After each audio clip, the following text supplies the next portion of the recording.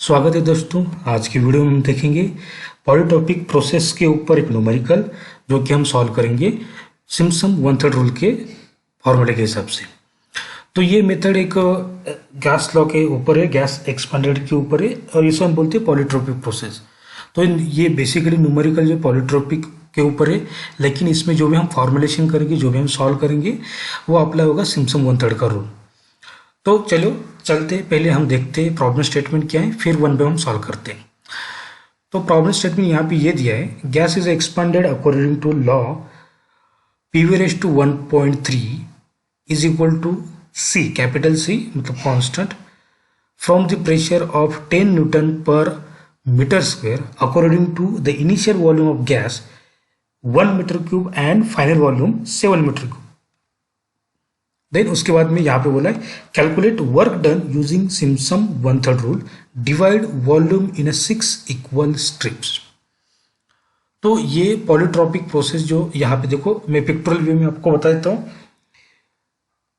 ये एक पिस्टन और सिलेंडर का जो भी यहाँ पे एक स्ट्रक्चर में दिखा, ये व्यू दिखा है। तो ये जो बीच का आपका सेक्शन ही होता है, ये पॉलीट्रोपिक आपका एक्सपेंशन का ये पूरा सेक्शन होता है। तो यहाँ पे हम फोर्स अप्लाई करते, ये कॉम्प्रेशन पीरियड है और ये जो है आपका एक्सपेंशन। तो इसमें ये वाला आपका जो भी सेक्शन होगा ये होगा आपका, अगर मान लीजिए कि वॉल्यूम 1 होगा तो सेकंड में जो भी एक्सपेंशन होगा वॉल्यूम 2 होगा, मतलब यहाँ पे 7 की वैल्यू। तो इस बीच में यहाँ से लेके यहाँ तक, मतलब जो भी आपका TD से टू BD से जो भी कुछ डिस्टेंस रहेगा, उसमें जितने भी आपको सेक्शन बनाने, जितने भी इक्वल पार्ट बनाने, वो है 6 पार्ट। और उसके बाद में मुझे कैलकुलेट करना है हर एक वॉल्यूम के लिए कि उसका वर्क डन कितना होगा। तो वर्क डन जो भी हम निकालते हैं वो बेसिकली डिपेंड करता है कि work done is a integration of P into DV। यही कुछ फॉर्मूला इसका आता है, P इंटू DV मतलब प्रेशर इंटू जो भी कुछ विथ रिस्पेक्ट टू वॉल्यूम। तो ये तो होगा स्ट्रक्चर इसके लिए, इस प्रॉब्लम स्टेटमेंट के लिए, ताकि आपको समझ में आए। अब हमें जो भी सिम्पसन वन थर्ड रूल होता है उसमें कैलकुलेट कैसे करना है, क्या क्या करना है। तो पहले आपको कैलकुलेट करना होता है कि नंबर ऑफ स्टेप साइज कितने होते हैं, फिर उसके बाद में इनिशियल वैल्यू ऑफ V मतलब वॉल्यूम से लेके फाइनल वैल्यू तक जो भी टोटल वैल्यू ऑफ V, उसके बाद में टोटल वर्क डन, और टोटल वर्क डन मतलब नंबर ऑफ वर्क डन, और उसके बाद में टोटल वर्क डन। तो इसका फॉर्मूला कैसे होता है? फॉर्मूला ये होता है कि अगर इनिशियल वैल्यू से लेके फाइनल वैल्यू तक निकालोगे जो भी V की वैल्यू होगी, उस टाइम पे आपको क्या करना होता है, जितनी भी स्टेप साइज होती है वो उसमें ऐड होती जाती है। मतलब मान लेते हैं कि V0 यहाँ पे 1 दिया है, तो ये वैल्यू मैंने निकाली है, इसको मैं पहले हटा देता हूँ ताकि आपको समझ में आए। ठीक है, ये 1 बाय 1 मैं आपको दिखाऊंगा कैसे करना है इसको। बहुत ईजी मेथड है, सिर्फ आपको एक्सेल आना चाहिए, और एक्सेल में आप जितनी भी मर्जी चाहिए उतना आप यहाँ पे वैल्यू ले सकते हो, जितना भी इक्वेशन आपको चाहिए उतना ले सकते हो और सॉल्व कर सकते हो। ठीक है, तो मैं इसको भी हटा देता हूँ, आपको समझ में। ठीक है, चलिए यहाँ पे देखो। अभी तो पहले गिवन से स्टार्ट करते हैं। यहाँ पे इक्वेशन दिया है PV रेज़ टू 1.3, ये पॉलीट्रोपिक प्रोसेस का इक्वेशन है। उसने बोला है कि यहाँ पे प्रेशर कुछ दिया है, तो प्रेशर दिया है यहाँ पे 10 न्यूटन पर मीटर स्क्वायर, मतलब ये यहाँ पे दिया है मीटर में। इसके बाद में वॉल्यूम दिया है V0 और VN, 1 और 7 की वैल्यू। उसके बाद नंबर ऑफ स्टेप्स यहाँ पे दिया है 6। तो मैं पहले इसके ऊपर से ये निकाल लेता हूँ H। तो H क्या है, VN minus V0 divide by N। यहाँ पे मैं इज इक्वल टू प्रेस कर लेता हूँ, ब्रैकेट में VN की वैल्यू 7 माइनस 1 डिवाइड बाई कितना है 6। तो टोटल हर एक इसमें जो भी डिस्टेंस रहेगा वो होगा 1 का। और उसके बाद में मैं जाता हूँ यहाँ पे, ये वैल्यू पहले निकाल लेता हूँ। ठीक है, तो इसके लिए यहाँ पे क्या है, वैल्यू ऑफ V। तो यहाँ पे V की पहली वैल्यू क्या है, एज अ गिवन वैल्यू दिया है यहाँ पे। तो गिवन वैल्यू कितनी है, गिवन वैल्यू 1 है जो कि यहाँ पे दी है। उसके बाद में V1 कितना है, V1 is equal to V0 plus H। तो मैं यहाँ पे लिख लेता हूँ ये प्लस ये वैल्यू, और उसके बाद में यहाँ से मैं क्या करता हूँ, ऑटो ट्रैक कर लेता हूँ। तो यहाँ पे आ जाता है 1 to 7, 1 to 7। ठीक है, हो गया। अब मुझे वर्क डन निकालना है, तो वर्क डन यहाँ पे मैंने फॉर्मूला कोई अप्लाई नहीं किया है, तो इसको मैं पहले कन्वर्ट कर लेता हूँ। मान लेते कि ये आपका प्रॉपर इक्वेशन है, मतलब पहला वाला equation PV/1.3 is equal to constant दिए हैं, उसके बाद में मेरे पास दूसरा कुछ वैल्यू नहीं है, लेकिन मेरे पास V0 भी है।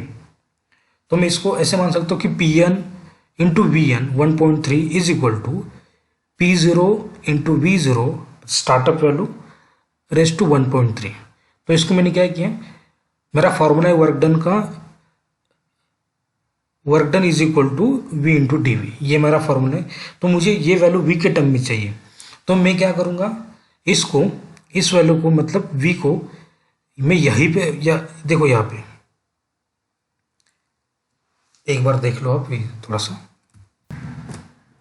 यहाँ पे V0 की वैल्यू 1 है, तो मैं मान यहाँ पे 1 की वैल्यू पुट करता हूँ V0 की जगह पे 1/1.3, ये होता है 1 ही, तो ये वैल्यू रहेगी PV/1.3 is equal to P0।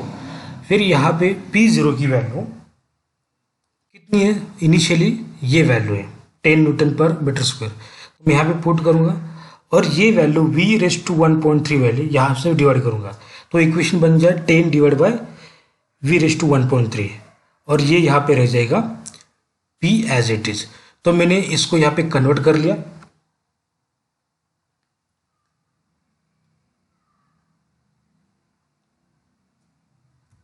तो यहाँ पे मैंने P is equal to W is equal to F of V is equal to integration of V0 to VN is nothing but D 10 divide by V/1.3 into D V. तो with respect to मैंने volume रखा है, ये होगा formula. तो मुझे ये formula apply करना होगा, ठीक है। तो मैं ये फॉर्मूला अप्लाई करूँगा यहाँ पे, ये होगा आपका इज इक्वल टू 10, यहाँ पे डिवाइड कर लो और ब्रैकेट में दे दो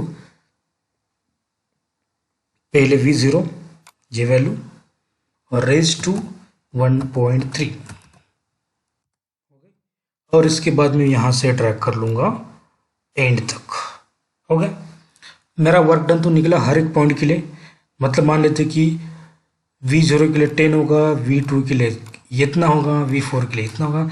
देखो यहाँ पे एक वैल्यू ध्यान में रखूँ, जैसे जैसे आपका यहाँ पे वॉल्यूम बढ़ता गया वैसे वैसे वर्क डन आपका घटता गया। देखो जब जब आपका एक्सपेंशन बढ़ेगा तब तक आपका वर्क डन कम होगा, कॉम्प्रेशन के लिए आपका वर्क डन ज़्यादा है यहाँ पे।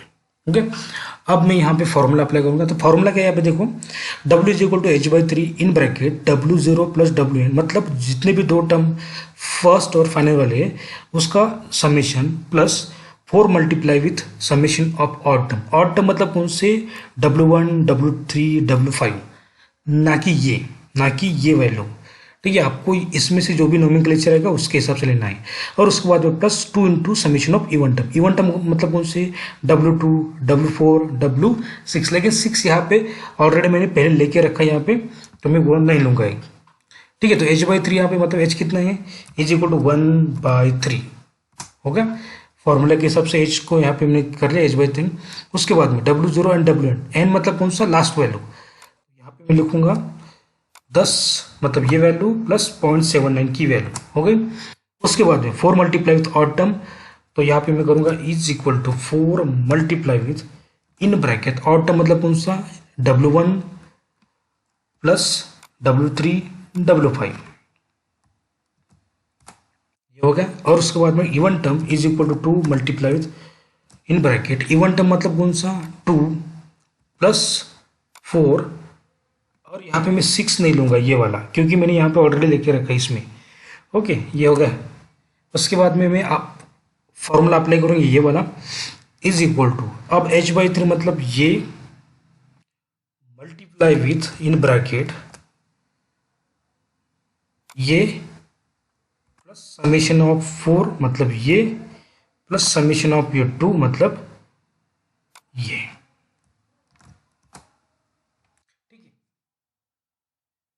तो इसी के साथ हमारा न्यूमेरिकल यहाँ पे ख़त्म हो जाता है और वैल्यू मिलती है आपको W की वैल्यू जो कि 14.93 है। तो ये वैल्यू है आपकी 14.93 मतलब 14.93 न्यूटन पर मीटर स्क्वायर। तो इसमें से हम ये बोल सकते हैं कि जब जब आपका ये जो कुछ पॉलीट्रॉपिक इक्वेशन या प्रोसेस है, उसमें अगर वॉल्यूम 1 से लेके 7 तक जाओगे तो टोटल आपको वर्क डन कितना लगेगा टोटल, मैं सिर्फ इंडिविजुअल में बोलो, टोटल वर्क डन आपको लगेगा 14.93 फॉर टोटल एंटायर प्रोसेस। ठीक है, और इसी के साथ ये न्यूमेरिकल खत्म होता है। Thank you. घर पे रहो, सुरक्षित रहो और सीखते रहिए। Thank you.